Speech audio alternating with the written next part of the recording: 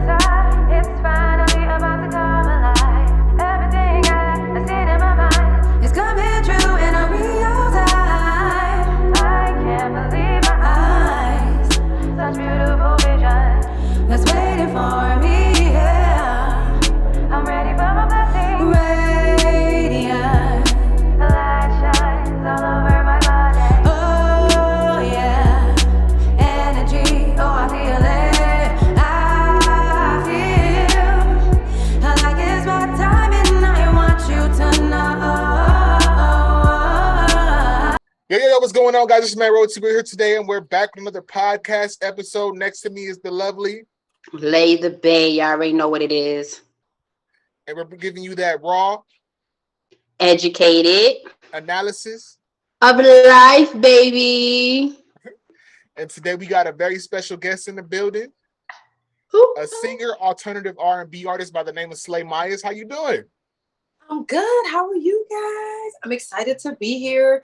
Shout out to Cardo Ricardo putting this together. Yes, absolutely. Shout out there. It was a complete blessing and surprise. I was like, thank you, my brother. Thank Right? you. Appreciate him. What's up, everybody? Absolutely. Blessings all the way around. Blessings all the way around. Blessings, man. We gotta be grateful for everything. I stand by Right. that. I'm like everything. I'm just like, even when I'm in my vibes, in my moment, I'm like, yeah, we got a great life. Remember. Right. Yes, man. Yeah. So I want to start off with where you grew up and where you're from and everything.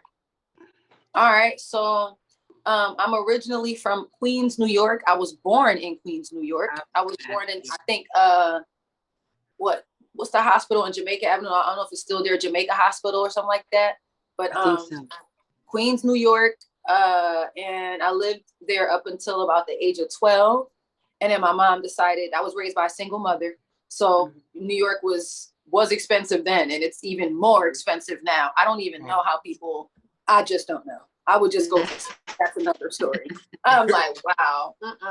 But anyway, she figured New York was kind of expensive. She was grinding, 2 kids. I don't know how she did it. Nowadays, I look at her like, you're Superwoman. That's crazy. Yeah, because my own life be stressing me out. I'm like, girl. But anyway, yeah. So originally from Queens, New York, born in Jamaica Hospital. My mom decided when I was 12 that we should move to Philly because, I guess it was like better cost of living, and all that other stuff. So I've been here ever since. So I guess I like to say I'm from New York and Philly. Yeah, you can say that. Definitely, because those both were like formative years for you. Like, Yeah. how was that moving when you were 12 though, from New York to Philly? Was it a big culture shock a little bit, or was it kind of like the same? Because I know they're both like big metropolitan areas. It was a little bit different. Only in the sense of like New York, I seen everything. Like New York was the first. When I came to Philly, this is gonna sound so crazy. Oh my goodness, because that's not what I was used to seeing. When I came to Philly, that was the first time that I learned that there were such thing as Black Muslims. I literally never saw Black. I didn't even know there was Black Jewish people, and I met them in Philly. I was like, huh? Because I was used to like the people that look Indian and everything, and I was like, what?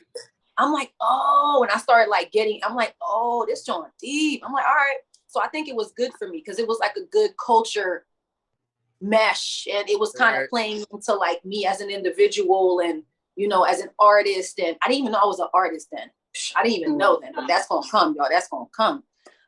But yeah, I learned so much when I got here. It was definitely a culture like, oh, okay. Wow. I'm glad I came here because I would have never known that. That's crazy. So it was a lot of things that I've learned, and it was definitely it was a good thing that it happened because it kind of was a good soup. Yeah, Right. A good soup. Were you nervous at first with the move, like changing from where you were to a new place? You know what? I was 12, so to be quite honest, like my childhood, it wasn't like bad or like chaotic per se, but it wasn't like perfect. So I feel like a lot of that time I was just like, I don't know, just like I don't know, going with the flow. Because we gonna move. Like, what I'm gonna do? She moving to Philly. I'm 12, so I gotta go with her. Yeah. Like, It got no choice, no say. I'm about to say I'm there a was baby. no choice in that one. Yeah, I don't. She take care of me, so I'm going where she go. Like, so, I don't know. I did have friends though. I did have a group of friends in 6th grade. I remember that, and it be feeling so weird to me that was like my life at one point. Because now it's like, wow, like so weird. But I did have a group of friends then, and then I moved, and then I developed a whole new group of friends when I got here. And it's funny because that group of friends is what introduced me to like music and introduced me to singing. I was just doing it. Destined to be. That's what I'm saying. I felt like it was a good thing that I came here because even if like, and another thing I've learned too, because I used to get so caught up in like, you know, when people leave your life, it's like, whatever, that's it. And, you know, I feel like now I see the bigger picture. Sometimes people are there for seasons. Exactly. Even if it's like even if you have like a friend that you thought was your friend and they not really your friend or whatever, like in the grand scheme of things, that was supposed to be part of they were there for a purpose. Right. Sometimes like you hold on longer than you supposed to. And now all the stuff is getting exposed now because they only were here for this purpose. Now you just like, okay, now the purpose is done. Now they infiltrating on the secrets and everything because they wasn't supposed to be part of this chapter. Exactly. And now I understand. I'm so happy I do now because I try so hard not to take things personal no more because I'm like, I get it now. Like, wow, it's all part of the grand scheme of things. So I used to be the same way when I was younger, like losing a friend. I'm just like, but now I do realize it's like you were not supposed to be in my life after that. While we was cool, everything was good. But at this point, when I'm progressing, you're not here for the progression. They serve their purpose and it's okay. Like, and sometimes, you know, it's shocking, especially, you know, we artists, so we're very sensitive. Our brains are different. We gotta y'all just gave me chills just now because I was literally thinking about this in a bathroom while I was, you know, washing myself. And I said, yo, everything happens for a reason. Coincidence happens once in a blue moon. And just like you guys are saying, like everyone comes into your life for a season, for a lifetime. It's all about what they were supposed to teach you at that time. Yeah. And once you learn what you're supposed to learn from that person, then it's on to the next chapter. And sometimes that person's not supposed to come with you. They're supposed to just stay with you. And you really blessed if in every chapter somebody's with you. That's like, hold on to that because that's God ordained. Don't play with that. Exactly. That's like when you blow, what you want. I'm giving you a bag. You my baby. Like I love you for real. Like the love is real. Like, and I know you got my back and you're here to protect me. That's as long as I know that, I'll give you the world. Right. So, but so those friends kind of introduced me to music because they were musical. Mind you, I was always animated. I started off being like an actress. I went to modeling school. My mom put me in modeling school for the first time when I was like 8. I didn't ask her or nothing. She literally just went and just decided, do you want to go to Barbizon? I'm like, what's Barbizon? And she's like, and I'm just like, okay. And I used to watch Judge Judy. I remember when I was like 5 or something. And I used to always tell my mom, I want to be like her. And my mom used to always think, because I've always had like this like bossiness or whatever. She was like, oh, you want to be a judge? And I was like, no, I want to be on TV. I don't know for what, but I want to be on TV. So that's how it all started. It was like the flame to the candle or something. Yeah, I was just gonna. Okay, we're going to Barbizon. Okay, that goes to now. Okay, that served its purpose. Now, in hindsight, look at when you take the pictures and everything. It's like it's seamless for you because you learned this. Like it was part of the journey. So, my friends, like I said, when I met them here, they introduced me to music. We was listening to like Pink, Mariah Carey, and I was just, jamming with them. I met them and, and I remember when I was like 14, this was like a couple years later, Emancipation of Mimi, Mariah Carey's album came out. And of course I knew who Mariah Carey was, but I didn't grow up in a musical. Was that like 06? Like oh 07? 05, 06, 05, 05, 07, yeah, 06, 05. crazy. It feels like yesterday, but all the years have gone by. So, of course, I knew who Mariah Carey was. Everyone knows, but you know, at the time, like I said, when most singers do interviews and they talk, they say, I grew up in a musical household. My mom used to listen to the oldies every Saturday. There was none of that.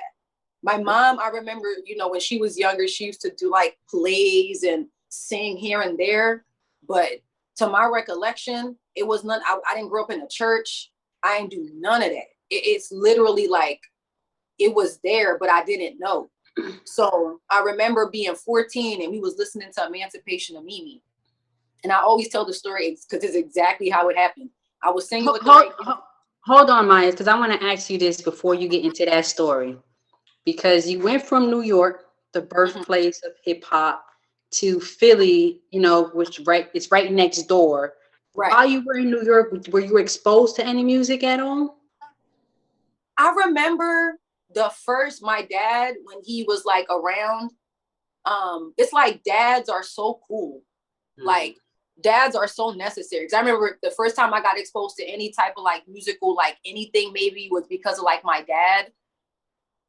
And I remember the very first time when they had like the coconut store, remember the FYE, those don't even exist anymore. Kids nowadays will be like, what the heck is a FYE? Like, come back to Tower Records. Let's go down memory lane. Right. So I remember I was hanging out with my dad one day and I wasn't like per se influenced by like, I don't recall, maybe I was, but I do remember when I was like 12 in New York, remember those Now 8 CDs that had like mixes before we made our own mixes on the computer? Yeah. Actually, those came about because people were making their own mixes. So they wanted to make it so you could sell it. You see? So I remember having a Now 8 CD and I had a CD player. When I mean I played that thing out, man. And I remember I used to have headphones on and I used to be listening to, there was Jessica Simpson, there was Aaliyah on there, there was like I think Mary J. Blige or something. And I do recall like listening to that in the CD player and being like, and trying to sing like them. But again, I didn't know. It was like I'm like discovering this slowly but surely. Do you feel like, because I always feel like there's a point where creative spark is born in somebody. Do you feel like it was born like when you were in New York because you said your mom put you in I guess modeling? so. It was festering. So you knew. So you knew that you wanted to be in front of the camera. Yes. So you knew you needed to be seen, but you didn't know how it manifests. And you know what? Now that you're making me think back, I remember being in like kindergarten and I did a play and I was like a bird. I remember they made like a mask and it's really, really weird because I can still smell the paint from the mask that they put on my face. I remember. And if I'm not mistaken, I don't think the mask was completely dry. That's why I can still smell it. Wow. I know if I smelled it now, I would think of the mask. It was like paper mache. Remember the paper they used to? Yeah, that was their thing in kindergarten, paper mache and all that. And I remember the mask being slightly damp, and I was just like, "What the? All right, do my part." It had feathers and everything, and I remember that was my first. Wow, y'all really taking me back. That was like really my first exposure to a crowd, and I remember being slightly nervous. Not all the way. You wanted to be an entertainer. You just didn't know what kind of entertainer. I didn't know what kind. Do you remember your feelings afterwards though? Like after you. Yeah. So, and I do remember, like I said, it wasn't the nervousness was slight. It wasn't debilitating. It was like I was ready, and I was like 5. But anyway, fast forward to, so that's like my first, I guess, exposure to that and the accumulation. You know, the Now 8 CDs, and rolling into the modeling school and then moving to Philly and then listening to Emancipation of Mimi. And then my friend looking at me weird and I'm thinking he's going to like play me. Because again, I didn't know I was a singer. I was just animated. I just liked what I liked. And he was like, I think you sound good. Like, is that you or the radio? And I was like, I don't know. I'm looking at him like, what are you talking about? This is literally how it happened. Like, I think he would probably tell the story the same if he remembers, like, if we ever, whatever, because we're not like friends anymore. But I think if he was to recall, that's exactly how he'd said. He was like, I think, like, let me hear it. And I was just like, okay. And I sung, and he was like, I think you sound pretty good. I was like, really? Mind you, none of this was like, I didn't have a favorite singer. Like, I just was a normal kid. And I was just like, okay. So I remember the bathroom. I didn't know what it was called, but now I know it's called Reverb. I'm like, the bathroom is loud. I'm gonna go in there. If anything, I could definitely hear, because it's like, for some reason, my ears were just like, go in the bathroom. And I went in the bathroom, and it was like warm here. And I was just like, I want to act and everything, but I think that can wait. Right. Mm-hmm. I think that can wait.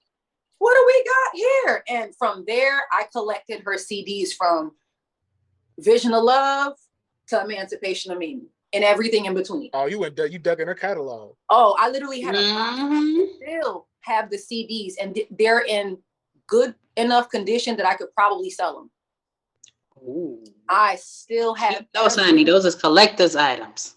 Oh, I am. That's part of the history. That's part of why I'm making music today, because that literally opened the box. It was like, bing, and I was like, oh my God. And not only that, I immediately started writing music. I have no idea where that came from. I have no clue. I remember being in like 8th grade and like writing little notes here and there, because I was dramatic, you know, emo and whatever, writing stuff. And I'm just like, and for some reason, it was always along the uplifting. The first song I wrote was called like Go Getter. I have a song called Winner Now, and it's almost like Go Getter is Winner's cousin. They're literally the same song with different melodies and different words. So back then, were you creating songs just the melodies in your head, and then like, or are you writing to certain instrumentals? Like in my head at first, because remember, I'm just writing on paper. Now we broke the box. I understand this music thing now. Now I was performing everywhere. I started recording when I was like 16. Oh, wow. Yeah, and I found beats on YouTube. I had no clue about business back then. So I was like, oh, this a hot beat. I'm about to sing on this. Hey, this a hot beat. Nowadays, we go in the email. Is this still available? Or let's talk. But that's how I started. And I started with a lot of YouTube beats. I got stuff on Soundcloud till this day from way back then. Dat Piff from way back then. I have like 3 albums that I recorded. Like several singles out from the year of like 2020 to now. Because it was like an up and down with this. I figured out the music. I was performing everywhere. I was recording. My first mixtape that I had, my first album that I had was called The Beast. I put it on Dat Piff because Dat Piff was popping at the time. Right. God, it has like 12 plays. I had no idea about marketing. No clue. I was just happy. And thank God, when you're an artist, that's how you know a real artist. Like, you have to have that foundation of recklessness where you're not even thinking about the technicalities. It's just, you're so excited to create. Exactly. You're so excited to create. And when you actually couple that with the business, it's a wrap. Oh, it's a wrap. Because you could blow. Like, you could blow. And I wanted to ask you this as far as your voice goes. Did it transition as you got older? Or is it like, did you work on it? Like, how was your voice then as compared to now? You know what? I'm going to send y'all clips after we get off. Because at my YouTube channel, I'm such an advocate for people who are like artists, old stuff. Some people delete their things because they're embarrassed. I'm so glad that I kept it all. I'm going to send y'all all of that shit. To be honest, that John got like, I never had a vocal lesson. Ever. My vocal teachers, when I started singing, I started listening to, it's like God directed me to the divas. Mariah Carey, Whitney Houston, Celine Dion, Christina Aguilera, Kelly Clarkson, Aretha Franklin. He was pushing me. Those were my teachers. I had no clue what they were doing, but I was listening and emulating. My mom used to cuss me out 2, 3 in the morning. Shut that damn thing off. They're gonna think we have money. They're gonna think we have something expensive and they're gonna rob us. And I'm just like, I don't care. I'm singing. And I had like posters of all the artists that was inspiring me at the time, and they were my audience. I was in that basement tripping. There is so much soul in your voice. Like I swear, I thought like maybe it was the church, but I could get it now that you got it from those divas. Like you kind of you absorbed all of that, and like that's a real talent in itself, because a lot of people can't hear it. They need that professional training before they can. Yo, let me tell you, how I harmonized before I knew what a harmony was. And that's when I was just like, what the fuck? Because I heard, sorry, my language. I heard go ahead, baby. These artists talk about like how it's hard to like harmonize. And I was like, really? You don't hear that? That's when I was just like, wow. And it wasn't like a boast. It was more so a placement, like, all right, I'm here to do this. All right. It's a conviction, like, wow. And it's crazy because I think that soul comes from, like I said, I was raised by a single mom. So I understand, and my mom is foreign. So they have a whole nother way. My mom is Haitian. They have a whole nother way of how they raise their kids. My mom provided. My mom made sure that our head was on straight. My mom made sure that she instilled in us to work hard and just don't be a bum. You know how those foreigners are, you know, work hard and become somebody. And I think that kind of like now the things that we hate about our parents and we argued about, now it's like, who else are we going to be like? They raised us. So true. Yeah. They raised us. Absolutely. They raised us like. So both your parents are Haitian or just your mom? Both my parents are Haitian, and my dad was like in and out. So I think that soul comes from like, because we struggled. There was times that we struggled. There was times that my mom struggled.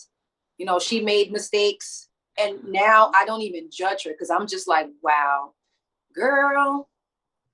She did it. And your kids, and I'm just like, wow. And there's all these statistics about single mothers and how their kids turn out. I was like, shit ain't perfect, but it's pretty damn good. Right. So I think that's where the soul comes from. And I remember immediately I started writing songs about uplifting because I went through periods in life, you know, when I was like younger and I had self-esteem issues and, you know, not liking myself in society and all these weird messages and the hair. It took me years to actually realize like our hair is not bad. Like what the hell? If anything, I haven't worn braids in years. If anything, it's like for me personally, my hair flourishes more and I just leave it. Yeah. Like it's crazy. My hair never went past my shoulders in my life. And once I started learning how to take care of my hair, it went past my shoulders. And I was just like, they really had us believing Black girls can't grow long hair. That's crazy. Yes, we can. We are no different. If anything, we're the blueprint. We're the it thing. Exactly. And they don't want to admit that. We're the blueprint. And I wish more people of our color would see that. Like, that's a flex. Absolutely. That's why they treat you like that, because they're intimidated. It's crazy. I think it's so much division between us, though, because a lot of people, you know, they say, well, you got that good hair or you got that bad hair. I'll say, what is good and what is bad hair? Right. You know what? That's what I'm saying. What is good hair? What good hair is healthy hair. And every natural hair curls. The only reason yours ain't curling because it's dry, boo. Exactly. It's dry. Put some damn conditioner in there. You're gonna see the luster in the light. It's like shit. I got curls. Oh my god! Like yeah. And so, were you always natural? You said what? Were you always natural? I started off. My mom permed my hair when I was very, very young, and that's one of the things that now I feel so good about. Because if I have a daughter, we lit. We lit. I know from the beginning. We're not even going to play in that foundation. I already know. But my mom, she tried. But my hair, according to her, was tough. but she just didn't know what to do. She just didn't know. You just spritz some water, some conditioner, and just slap But the brush up. she was just working you're with gonna be all right. She didn't know any of that. She was So working God with bless the knowledge that she had at the time. So yeah, like if Yeah. people didn't that know, just for me box burning the hell out my hair. And to this day, like it's crazy. Till this day, there's damage being repaired on my hair from that. Mm-hmm. It's crazy. And I'm just like, wow. But it's cool because I just feel good that I understand and I get it. Because there's a lot of people that are still in that stage and, you know, their hair is like, a lot of us have alopecia, bald spots, you know, and all that stuff because all the chemicals and the pulling and the this and the that. And it's like our hair just wants to just free out. And just you are so vibrant. Like, you're just so vibrant. I love it. And so many layers to you. Do you use your personal experience? Of course, you know, as an artist, of course, people use their personal experience to write. But when you do write, does it come from that deep place of, you know, pain, depression, or anything? Always. I don't know how to chill. I'm always in my feels. Always in my feels. I can tell. I'm always in my feels. And I've come to, I want to say accept, but learn how to rear it. It's almost like the child in me. Like, it's okay. Mm-hmm. It's all right. You don't always have to be so like, you know, it's okay. Mm-hmm. It's all right. You're right. It's all right. It's true. Because again, a lot of us missed a lot of things from our parents, and it's okay. They did the best that they could. They missing some tools. And some of them are never going to get the tools because they don't want to, or they're just have the capability because it's a lot of work. We talked about that on another podcast before, how our parents didn't heal. They kind of like passed their traumas on to us. Yeah. And trust me. Oh, say it again. Say it again. The self-esteem issues, you know, especially in the Black community, they'll say things to you and they don't even realize, especially when you're sensitive. That's why I say creatives protect your energy. Yes. You're sensitive and you're just alone in this world of non-carers, and you're just like, and God is just holding you. It's like, I got you. I got you. It's bumpy, but I got you. Hold on. Like that's the best way to describe it. It's bumpy as hell, but I got you. You're not going to believe at the end of the tunnel why this was for. It's bigger than you. It's bigger than you. And that's what makes me happy when I hear fans actually be in my DM. Because I almost quit music a couple years ago. I made a decision. I was just like, 'cause I was doing music for years, like I said, and I was just like recklessly in love. Like, and I'm just like, where's your audience? Where's your people? Where's the people at? And a lot of artists think, oh, it's because I'm whack. Nobody wants to listen to me. Nobody knows you. You have to invest in yourself. And that's another thing. I have to redirect my brain.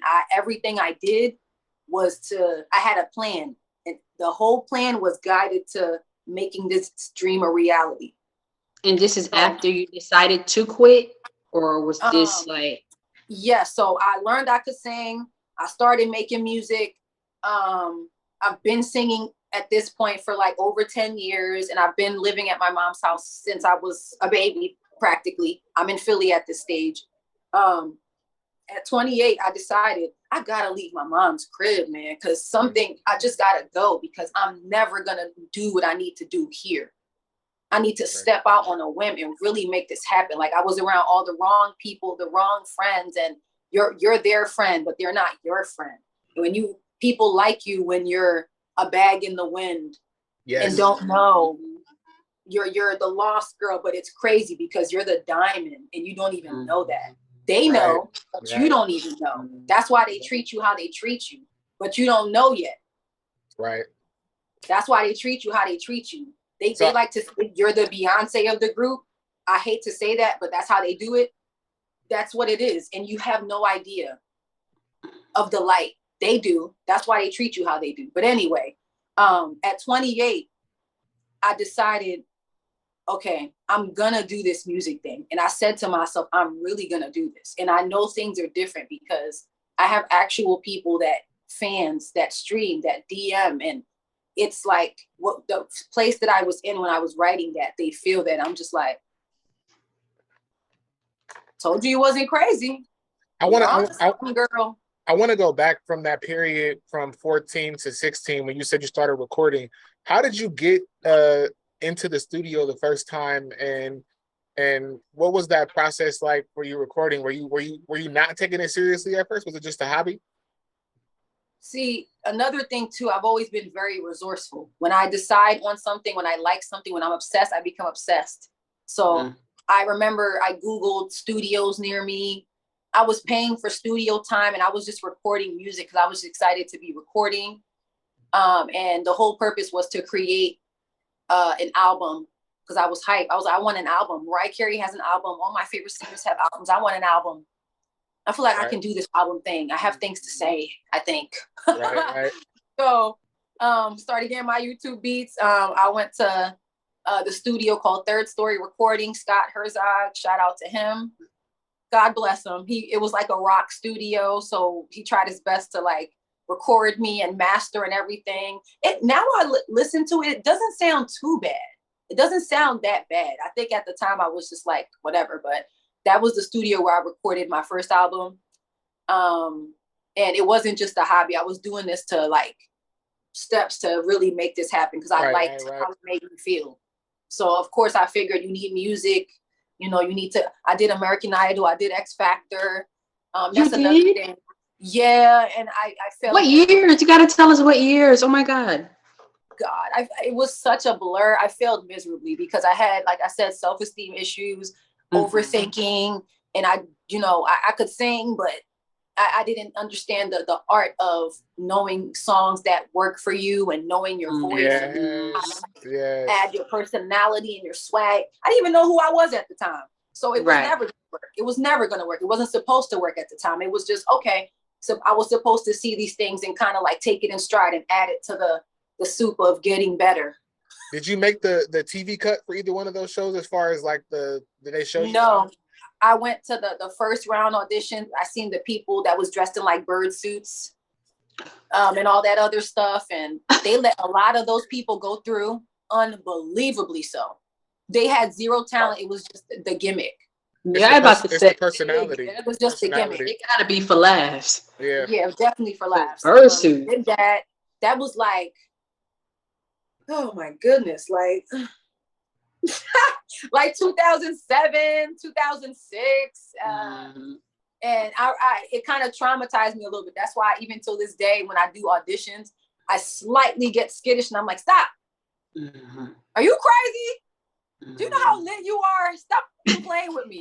Are you crazy? You did that shit already. Stop. She gave herself pep talks.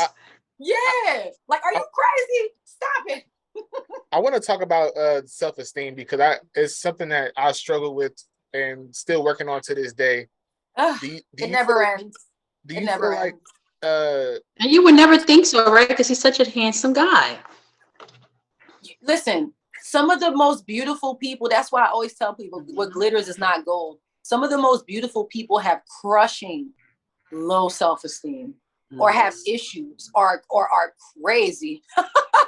It's a lot. It's almost like I feel like that's God ways of balancing you. Like you got all these blessings, get your mind right. You got it. Get your mind right. How did you learn to cope with it? And was music a big part of helping you? Yes, it was. Yes, it was, because it made me feel convicted, like I had a purpose. That's what made me realize, like, okay. Because I used to think like everybody was like better than me. And I see all these people doing things. And I'm like, you can't do that. You suck. Like, and I'm just like, and I just, till this day, like, I would never, like, I don't know how to think. That's why I can't hang around everybody. Because I don't know how to think anything but progressive. I literally don't even know how to, I can't. It's like two different people. But like I said, I credit God. I credit my curiosity that God gave me. Because again, I'm always trying to discover and, why and, but I feel like the process is like continual, because even till this day too, like I said, even if I feel a little bit of doubt, I still go for it because I already know that's just my foundation. Yes. The magnet's already set. So everything comes afterwards. I have to remember. Cognitively, I have to remember, like, you're good. Oh yeah. That is the hard part, is telling yourself, because there's a part of you telling you, like, oh, you're not ready for this, you're not good enough for this, but you have to push through. And some people don't understand, like, no matter how many times people give you those compliments or whatever, it's you. It's an internal thing. So you have to have that internal conversation with yourself to be like, look, I am good enough. I'm gonna do this anyway, even though my mind is telling me I'm not good enough. You gotta know you lit. And from the beginning, like even now, like I listen to my music on rotation, not because I'm a weirdo or I'm cocky. Mm-hmm. That's what I wanted. When I decided I'm gonna leave my mom's house at 28, I said, okay, I don't want to be a starving artist per se, because I've been starving for years. Mm-hmm. Let's upgrade our life here a little bit. Okay. So I remember my dad saying to me a while ago, before he passed, God rest him, he wasn't always around, but when he came around, he made an impact. He made an impact. And I thank him every day for that, because he's the one that boosted me. He's the one that made me believe that I was beautiful. Because that's why I say fathers are important, because when he seen me after years, he was just so enamored by me, and it felt good because I never had that before. I was just like, wow. And I was like, he really likes me. He's weird, but he really likes me. He's a very weird man. You know, he's very like all over the place, but he really likes me, and I really appreciate that. So I used to have a lot of long talks with him, and he said to me, he was very spiritual. He used to always say to me, the spirits are always telling me for you not to quit on yourself and your education. He used to always tell me, you have a bright aura. And I believed him. And I didn't never believe anybody before him. I believed him. I believed him, and I believed him. Not only did I believe him, I internalized that goodness. Not all the bullshit. To our parents out there listening, this is just another example that it all starts from home.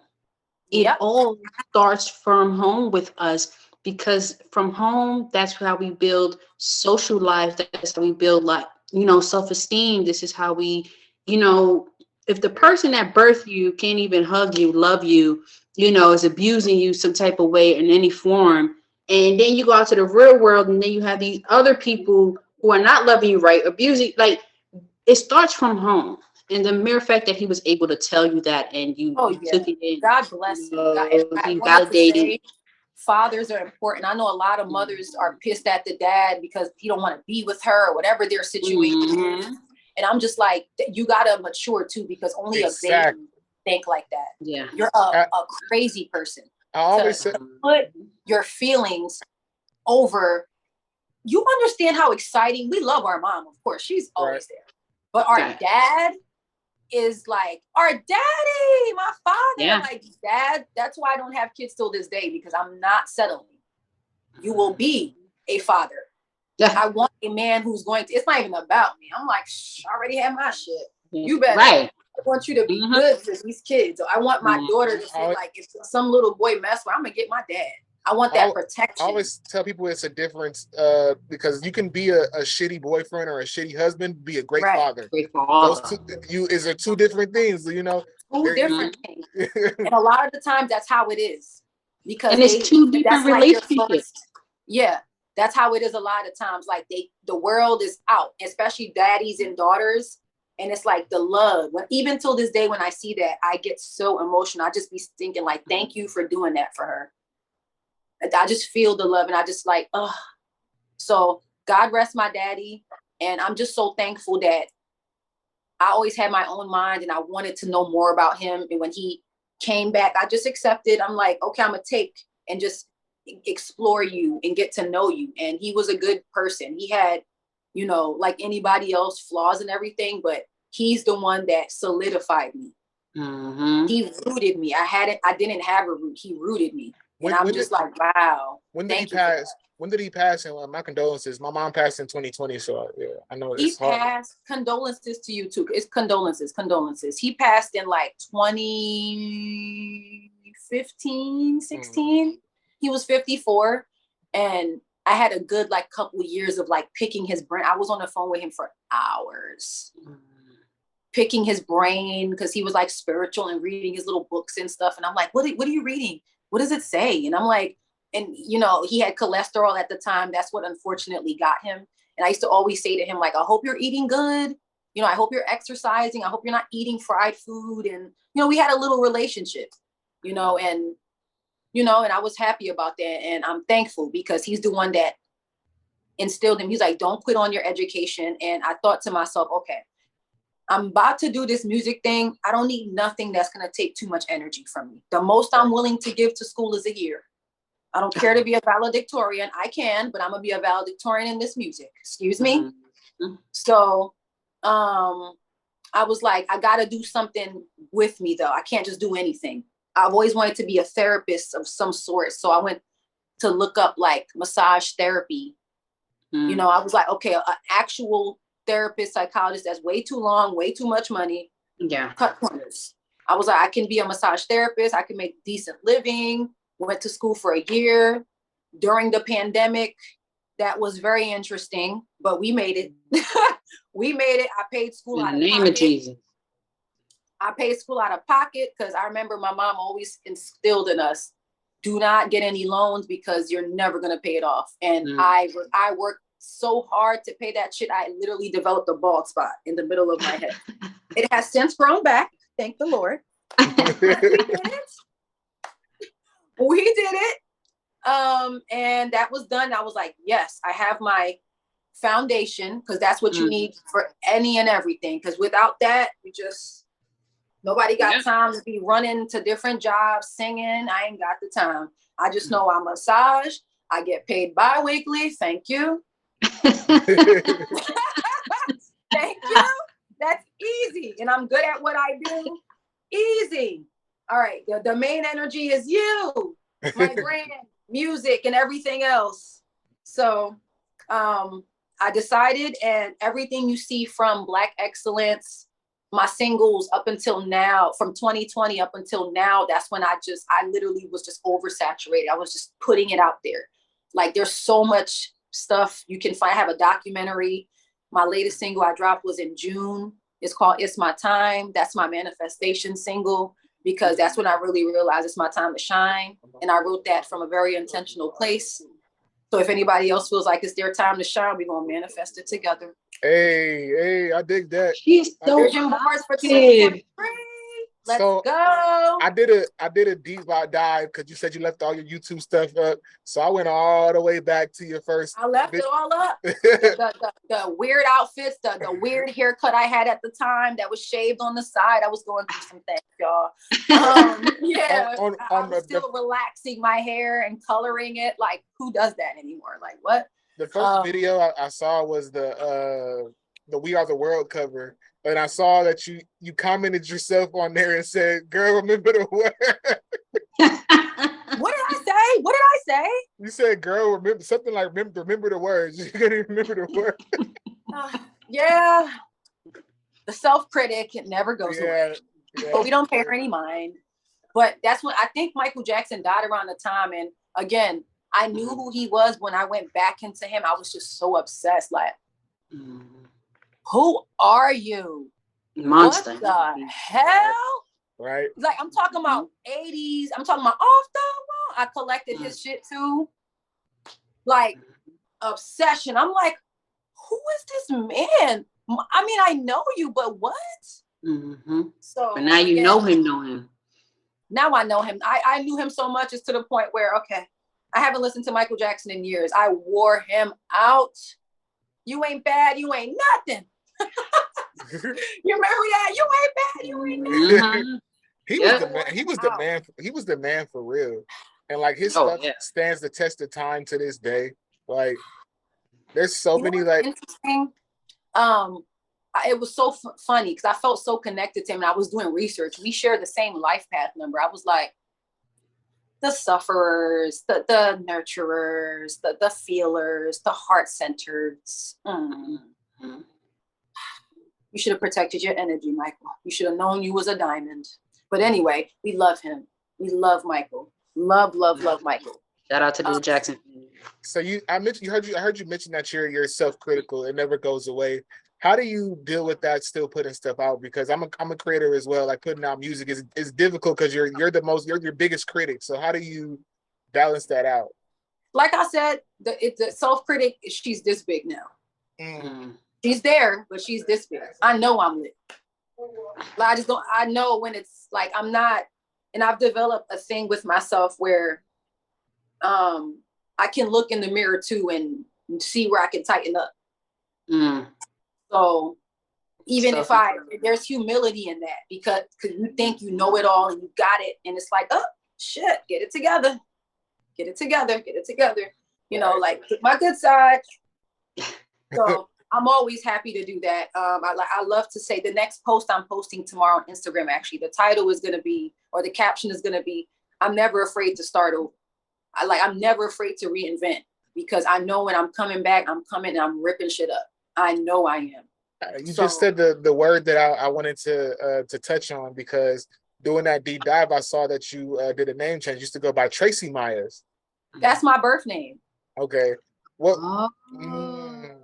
Interesting. So that's my government, guys. What was the inspiration to change your name, and why did you do it? And was it a whole character change for you, or? I think it was a person that's been there already, you know?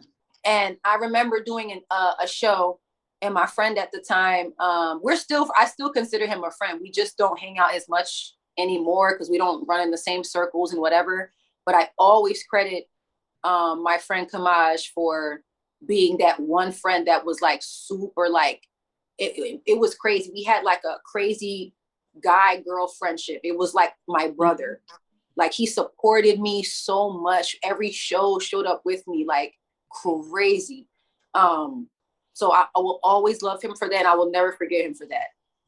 He kind of like sparked it, because after the performance, he was like, he's very animated. He's a Libra, but it's weird because every Libra that I know is very mellow, but he's very like, God damn, Slay. God damn, Slay Myers. And I was just like, it rung in my spirit. I was like, yeah, sweet, salty, sassy, Slay. That's me. Oh, okay. And I was like, Myers, it's literally me. My last name, Slay Myers. There we go. So did you use that as like a jumping point to reinvent yourself and like push? Yes, and hell yes. So explain to me the differences between Slay Myers and Tracy Myers. What was I was just gonna ask that.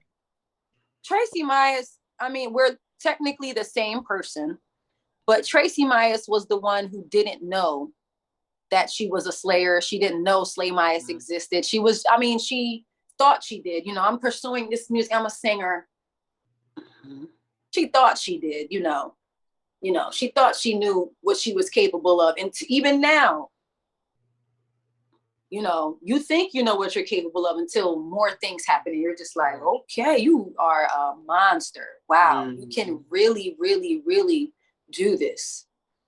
That's why I separate, and I don't have too many people around me, because I understand the mission. And I'm just like, all right, focus. We've been distracted for we should have blew. If I had the mind that I do now when I was like 21, I would have been on like my 5th or 6th Grammy by now. Probably. Because I listen to my old stuff. I'm like, girl, you got potential. You got potential. For real. You have potential. Like, you got this, yo. And it's crazy because I'm not just saying that because it sounds good. I really feel that. And that wasn't me years ago. That's why I credit God always. And I never used to believe in God, you know, until like a few years ago. And I really looked at my life like, wow. Like I said, you was just held in this bumpiness. It's like the baby Moses in that little thing, and he's in the water and his mom just let him go. Legit. That's how I envision it for all, you know, of his people that he has chosen to do things. That's how I view it for all of us, or whatever he chooses to bless you with, or whatever your purpose is on this earth. So that's when it kind of hit me to like a ton of bricks, and it gave me chills. And I was just like, how dare you? Are you crazy? You was around people that don't even like you. You don't understand how dangerous that is? Mm. Dummy, you just out here just exposed like a naked body. You understand how dangerous that is? Very. You understand how dangerous? And then people that pretend to like you, but they don't, or people that like you and don't like you at the same time, or people that don't like themselves, people that don't like themselves. Never try to project that onto you, that are crazy and double-minded and all kinds of weird shit that you would never expect. Look at Shanquella, God rest her damn soul. Look at Shanquella. Yes. Look at Shanquella, girl. So it's just things like that you just gotta really count the stars. And it's like, you don't know why. Like when Beyonce did that Life is But a Dream documentary, and she was like, I don't know why my life is good. I don't know why I got, because there's people who grew up in terrible childhoods and people who don't have nothing. And why do I have all this stuff? Who am I? I don't know, but he chose you for a reason, Queen. Like, and just accept the mission and keep it pushing. Right. You don't even, some people don't even know they're chosen. And some people will never know that they're chosen because they're in that same environment. They're second guessing themselves. That's how I used to do. Even till this day, I do it on instinct, second guess. It's like an intuition that pops up and I immediately, you're crazy. You tripping. You this, you that. And it's like, wow. That's why it's just good to just like really hone in and just like chill, because I'm just like, wow, that's crazy. Do you meditate?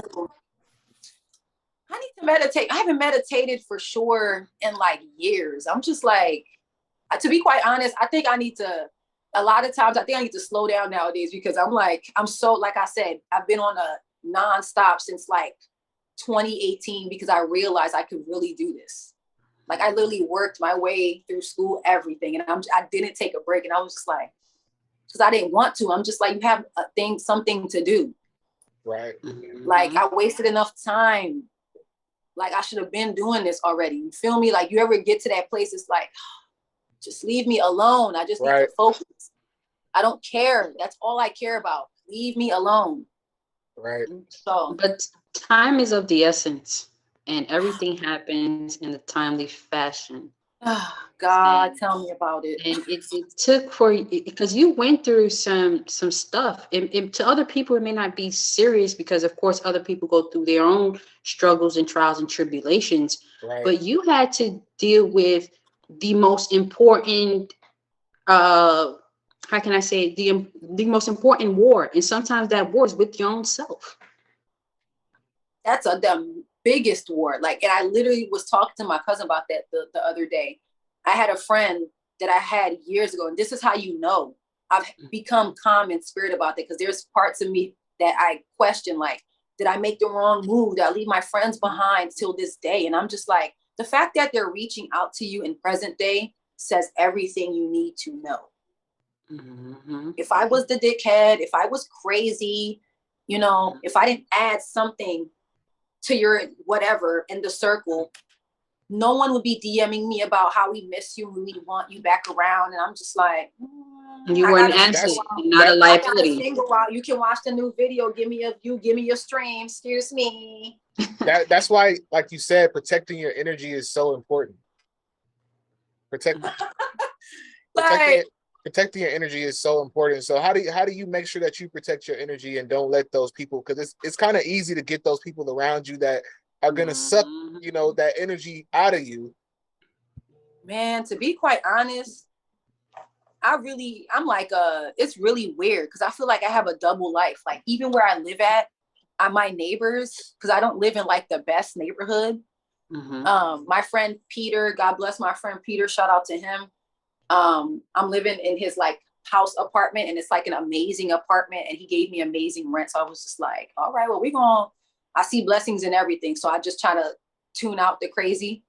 I just kind of, what was the question again? I just kind of went somewhere. How do you protect your energy? Oh yeah, how I protect my energy. I'm kind of alone. It's really weird. Like I said, I feel like I have a double life. Like I'm an artist, I'm a singer, and my neighbors have no idea who I am when I do nothing. I just walk my dogs and I just go to my car and I walk in the house. If they say hi to me, I say hi to them because they're clearly crazy. I don't want to. I've had experiences, me being friendly, invited the wrong energy in. So it kind of made me a little bit like, okay, friendly, good energy makes people think weird. Okay. Sometimes people take advantage of that. Yeah, they take advantage of it. I've been in some very strange situations because of it. I blamed myself. I've had people blame me. You're too friendly. You're too bubbly. And I'm just like, maybe I am. And I'm just like, no, don't let the light die. Just protect it. Yeah. Right. So I'm not around a lot of people. All I do is I be at my crib. I'm happy. I like my life. My dogs, my one friend that's around, my one friend, Peter. I really wish I was like closer to him in childhood because he's really a dope person now in present day as an adult with a clear mind. I'm like, he's pretty dope. And it's embarrassing that we didn't get closer as kids, but whatever. Crazy. But anyway, I live a very private life. Privacy equals peace and protection. What they don't know, they can't fester, they can't infiltrate, they can't nothing. Let them want for everybody. You said what? Everything isn't for everybody. That's what I'm saying. And it's not, and I think about how Joe I used to be like, and I'm still Joe. That's just my personality to be hype and whatever. But I'm just like, at the same time, mystery is so like, people always wonder. And it's just like, ain't that my coworker on TV? It sure is. I didn't know that. He wasn't supposed to know that. I was in so many environments like that before where people would see like my music or something like that. And they'd be like, oh, you do music? I had no idea. Yeah, that's another thing, like it's like you living a double life. And it's like, I'm cool with that. It's like by night. But it's also a decision you gotta make. Like I'm only gonna give you this part of me because you're And that's another thing I learned because I was one of them people. That's why I make the type of music that I make. Like if you like positivity and uplifting and good vibes, real life, you're gonna love what I'm bringing because I literally was saying that the other day, like what they don't know, they can't really like infiltrate on. And what the hell else was about to hop on? It's just, I don't know, privacy equals protection and everybody don't need to. And, oh yeah, that's what I was getting on. Make like an onion and let people earn your layers because I used to be so hype and even, but naturally too, I used to be like there was friends that I never felt comfortable, expressing for some reason. It's like when I tried, I felt weird. Yeah. Right. I felt so like, what, isn't this what friends do? Like, girl, guess what? But I just felt like I was just playing a role. And I'm just like, because you're a private person. And for some reason, these people aren't supposed to know. And maybe I'm not even supposed to be in their realm either. Like, we just not meshing. Like, I don't know, but we just not good for each other. So I feel like layers, you got to let people earn that because you just divulging yourself fully to strangers. You don't even know. That's craziness. Like, and I learned that till this day. And I'm just like, no wonder you had so much drama. It's your fault. And it's dangerous because these people could sap you just like that. They sit there and she going somewhere. So let me attach on so I could ride her coattails. Like let me jump on a bandwagon right quick. They don't support. They don't show love. Nothing. But when it's time for the Grammys, you want to pop up. No, keep the same energy. Exactly. It's ghetto too. It's ratchet too.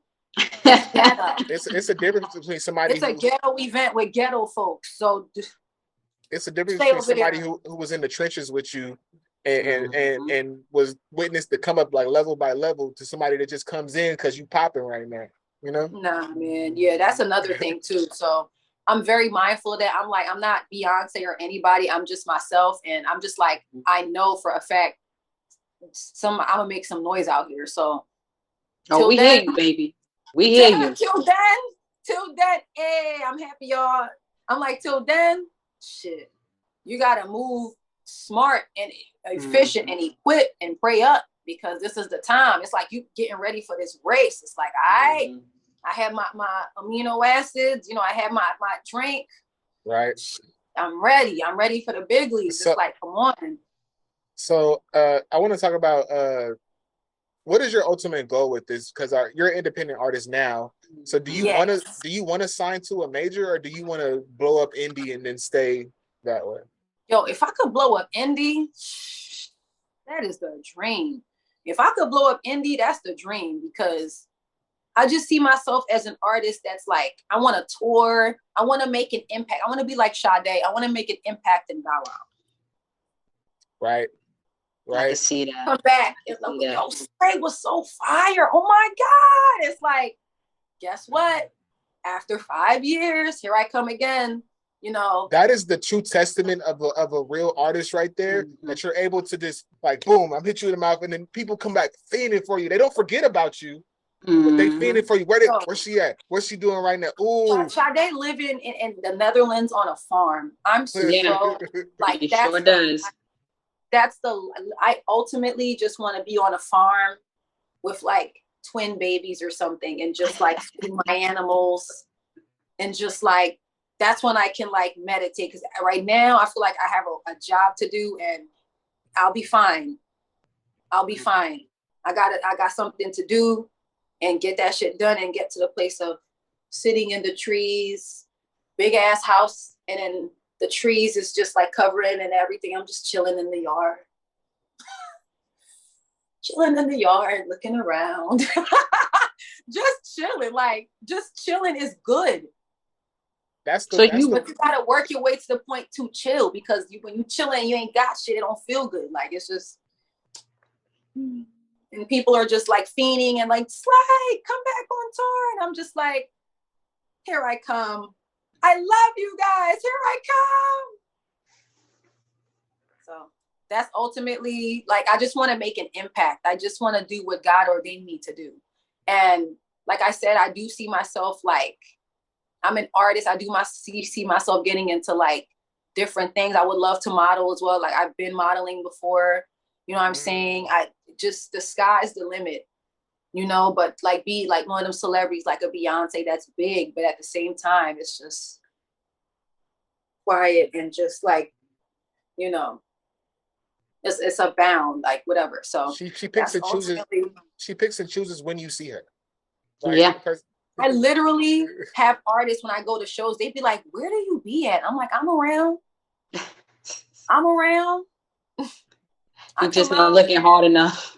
Yeah, I'm around, and I'm not in the mix, and I'm not with and a lot of these artists I be paying attention to, you know, they just doing it they just started doing this, and it's just a competition. It's a gimmick. It's a get rich quick scheme. I'm just like, well, this is why I don't have the time.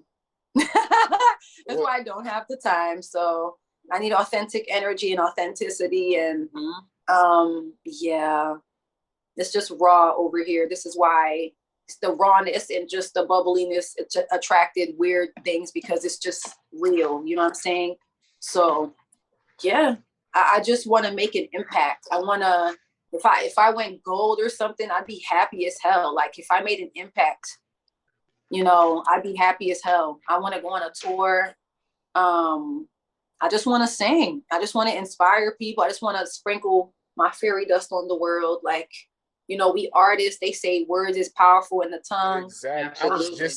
I was just about to say that, because you mentioned that you wanted to do therapy, but your music is therapy. People, like you said, exactly. it's your time is about that. Like, you are probably a breakthrough. If you listen to the words, I said, yes, I feel it inside. It's finally about to come alive. It's almost like the manifestation. Everything I seen in my mind is coming true in a real time. I can't believe my eyes. Such beautiful, because the visions is what you had already. Girl, you better give us a concert real quick. Yeah, I have to say, like, you see me over here, I'm like, hey. I'm just happy. I'm just happy to be making music. I'm happy to be a recluse. I'm happy to have that double life.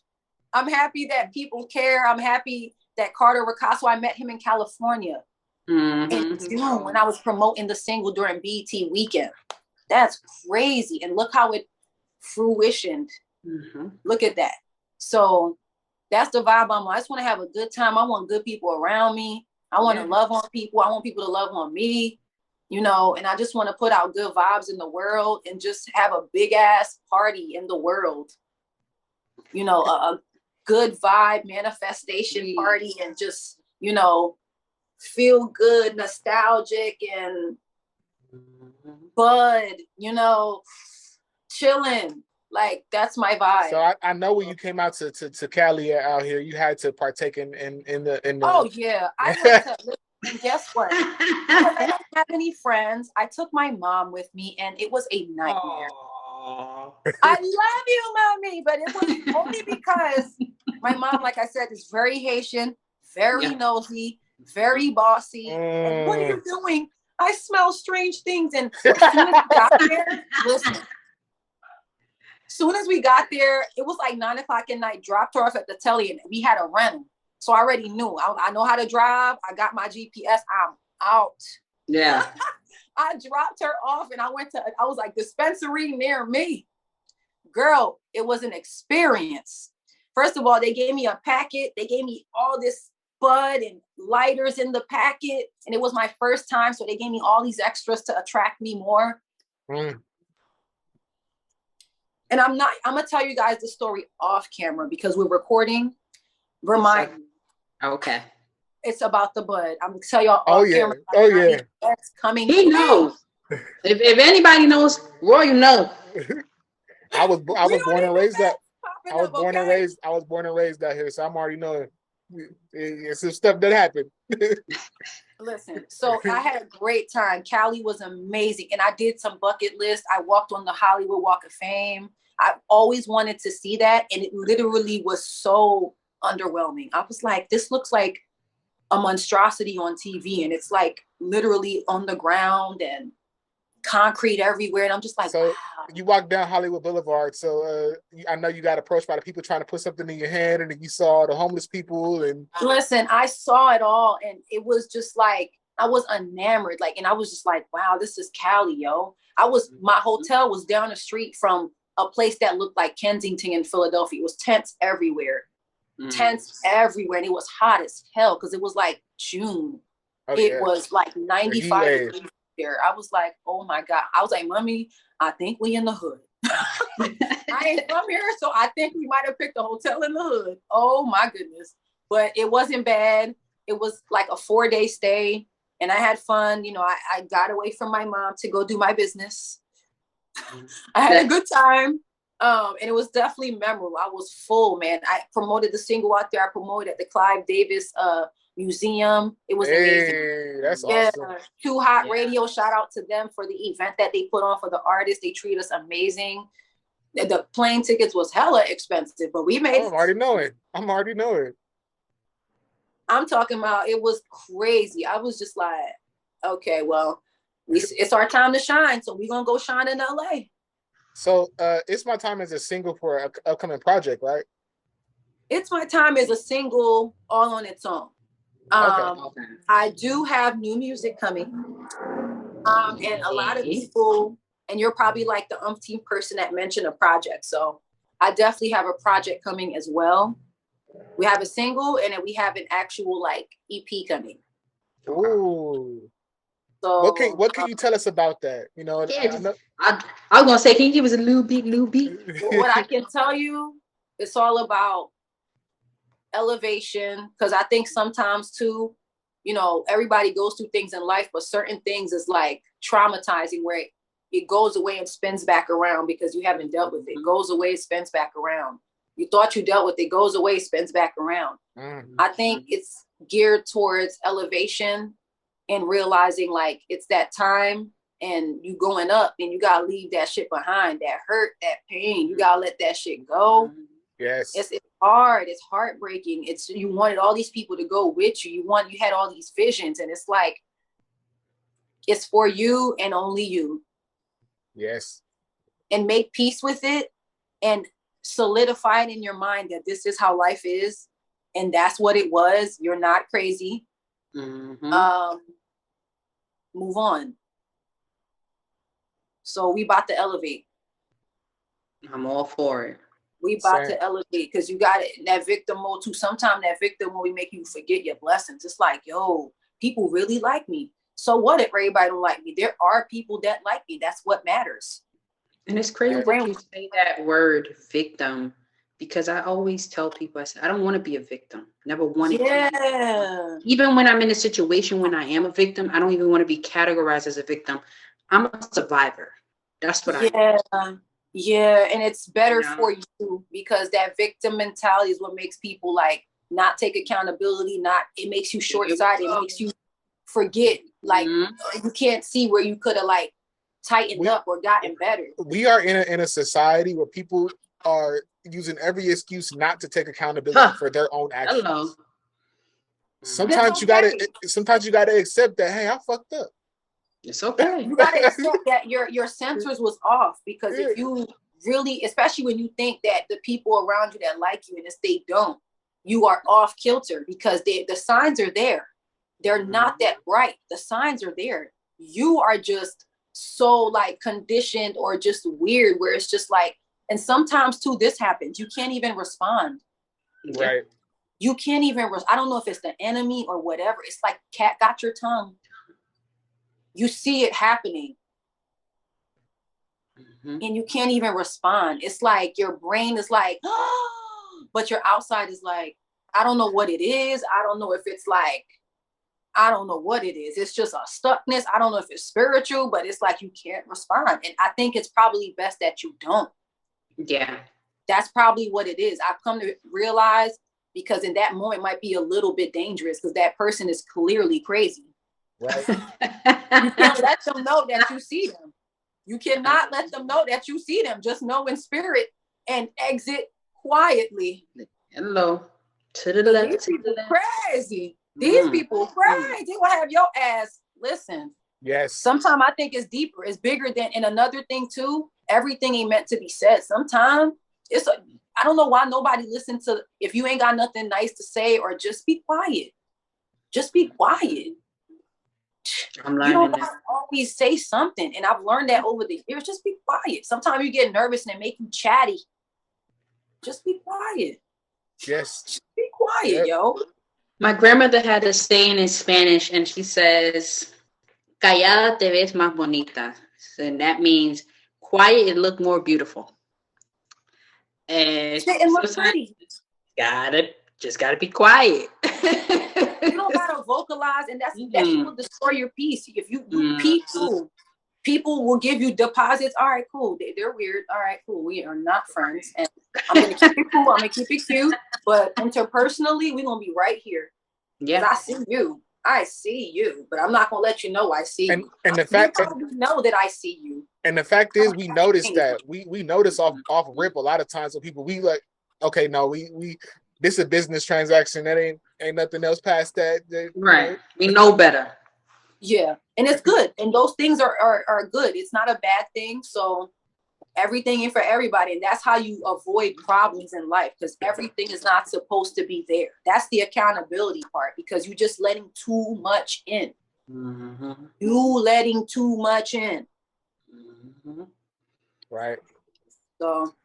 So it's time to elevate. It's time to leave all that foolishness behind.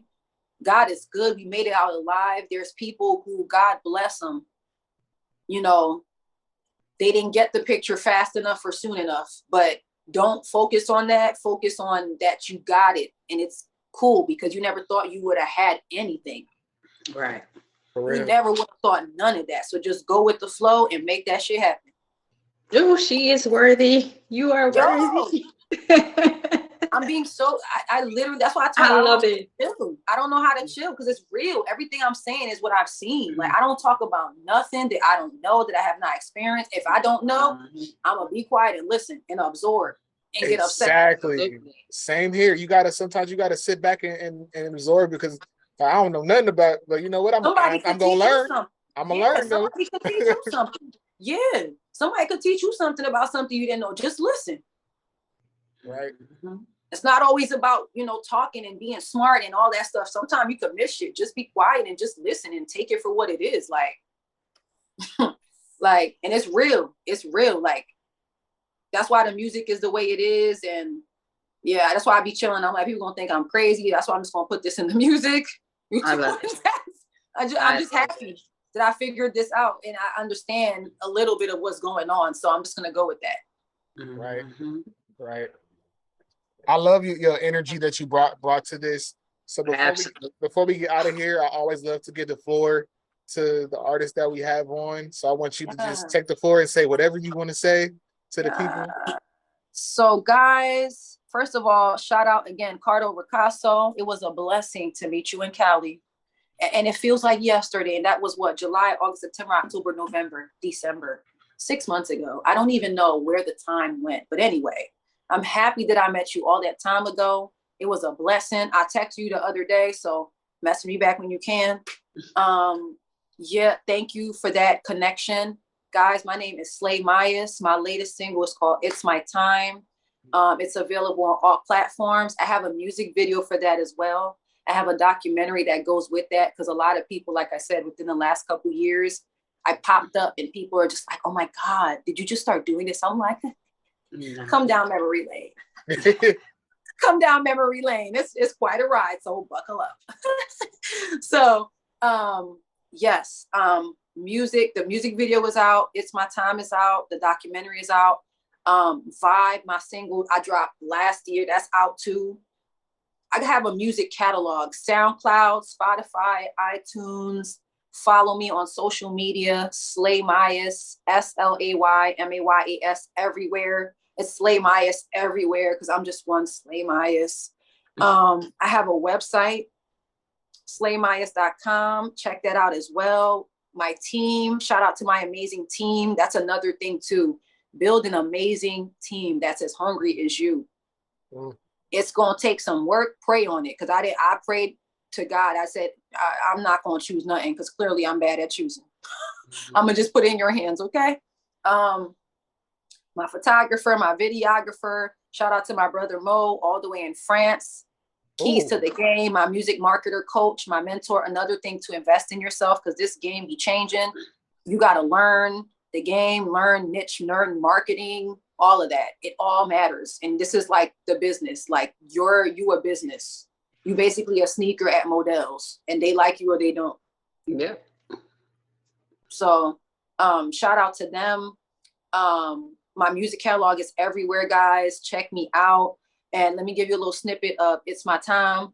That single's out everywhere. That one was like, it's one of my favorites because I really wrote that from like an intentional place. I was like, wow, I listen to the song every day because I'm just like, yeah, I really felt that. So, yes, I feel it inside. It's finally about to come alive. Everything I seen in my mind is coming true in a real time. I can't believe my eyes. Such beautiful vision that's waiting for me, yeah. I'm ready for my blessing. It's my time, it's my time, it's my time. Oh, it's my time to shine. Oh, it feels so right. I know it's my time.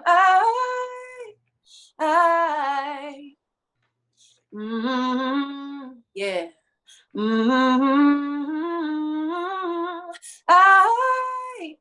Cause I've been through so much, and now I'm curious. Was waiting on the other side. Oh, yeah.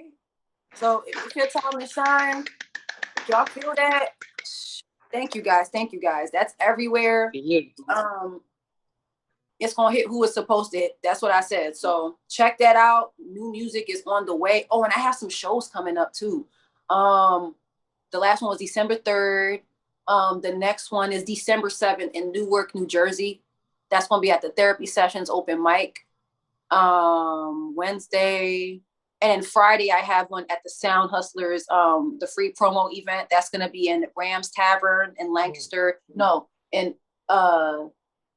Clifton Heights, PA. Clifton Heights, PA. So those are the shows I got coming up. If anybody's in town, come through. Got more shows coming in the new year as well. So stay tuned. And I'm happy that people care. I'm happy that people are vibing. Thank you for the love. I'm just happy. It wasn't like this 2 years ago, so I'm happy.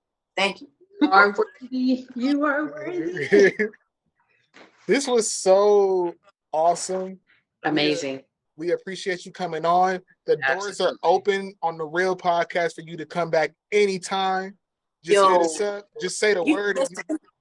And that's another thing too. I be all hyped trying to create families. Listen, we family now. Facts. I hope you don't think I'm weird. I say it to everybody. We family now. Facts.